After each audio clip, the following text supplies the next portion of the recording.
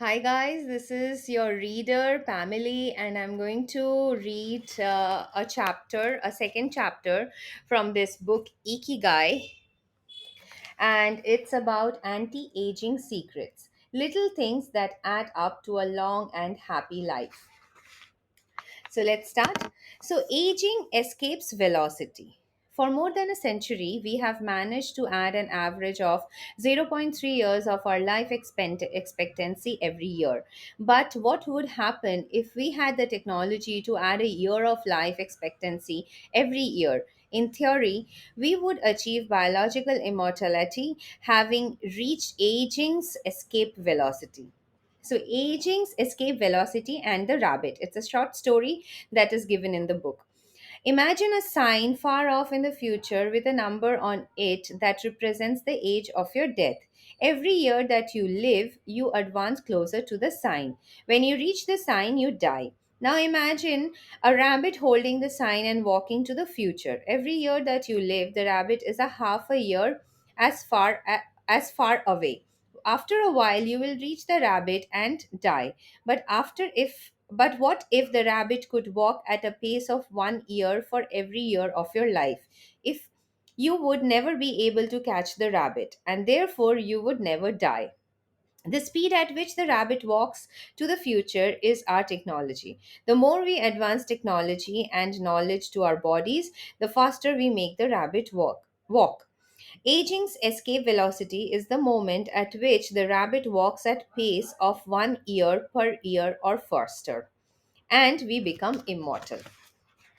Researchers with an eye to the future, such as Ray Kurzweil and Aubrey de Grey, claim that we will reach this escape velocity in a matter of decades. Our scientists are less optimistic, predicting that we will reach a limit, a maximum age we won't be able to surpass, no matter how much technology we have. For example, some biologists assert that our cell stops regenerating after about 120 years. Active mind and youthful body. There is much wisdom in the classic saying, mens sana in corpore sano, a sound mind in a sound body. It reminds us that both mind and body are important and that the health of one is connected to the other. It has been shown that maintaining an active, adaptable mind is one of the key factors of staying young.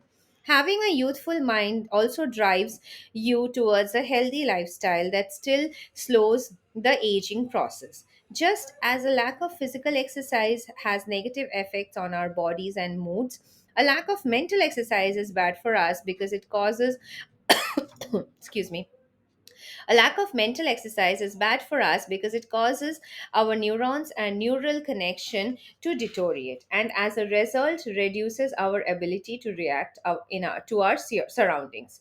This is why it is so important to give our brain a workout. One pioneer in advocating for mental exercise is the Israeli neuroscientist Shlomo Bretznitz, who argues that the brain needs a lot of stimulation in order to stay in shape. As he stated in an interview with Edward Punset for the Spanish television program Redes, there is a tension between what is good for someone and what they want to do. This is because people, especially older people, like to do things that they have always done them. The problem is that when the brain develops ingrained habit, it doesn't need to think anymore. Things get done quickly and efficiently on automatic pilot, often in a very advantageous way. This creates a tendency to stick to routine, and the only way of breaking this is to confront the brain with new information. Presented with new information, the brain creates new connection and it revitalized. That is why it is so important to expose yourself to change, even if stepping outside your comfort zone means feeling a bit of anxiety. The effect of mental training has been scientifically demonstrated. According to Collins Hemingway and Shlomo Bretznitz, in their book Maximum Brain Power Challenging the Brain for Health and Wisdom, mental training is beneficial on many levels. You begin exercising your brain by doing a certain task for the first time, he writes. At the first time, it seems very difficult, but as you learn how to do it, the training is already working. The second time you realize that it's easier, not harder to do because you're getting better at it. This has a fantastic effect on a person's mood. In and of itself, it is a transformation that affects not only the result obtained, but also his and her self image.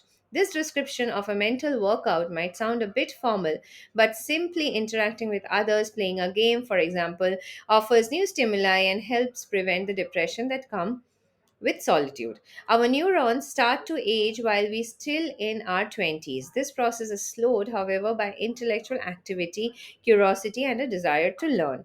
Dealing with new situation, learning something new every day, playing games, and interacting with other people seems to be essential anti-aging strategies for the mind.